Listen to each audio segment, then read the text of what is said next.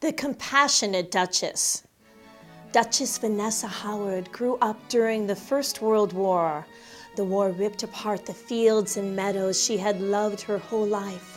She decided to become a volunteer nurse and help anyone she could. She worked directly behind the front lines for as many hours as she could stand, never leaving anyone behind. There was one soldier trapped in the center of the battlefield. He called and called for help, and no one would go. Too afraid of the peril, Vanessa ran to collect him as a shout exploded, ending her life. That battlefield is now a graveyard. It is said that she walks about the headstone on the anniversary of the night she was killed, looking to help the men she could not save. Well, it's not a ghost, it's a skeleton, the rotting remains of a dead body. Although I suppose anything reanimated does have a spirit of some sort. Let's make one thing perfectly clear. I am a ghost. We appear in our true forms, whatever they may be. I suppose if I had been evil or cruel in my living days, I might not appear quite so fresh as I do now. The spirit shines through, as they say. Oh, I do like to see what the artists imagine ghosts to look like. They're always so very surprisingly wrong. Oh, my darling Vanessa, I simply must introduce you to someone. Oh, pardon us.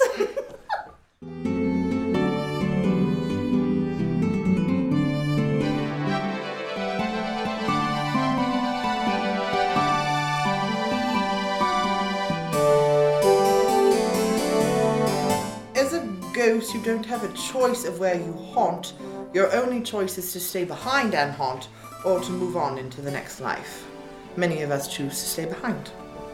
Are most spirits malicious or harmless? I'd have to say harmless. What harm can they do? They're not material. They're just a spirit roaming the earth forever. How awful.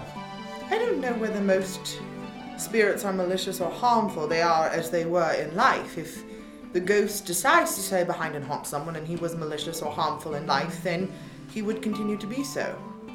I was not, and I choose not to be.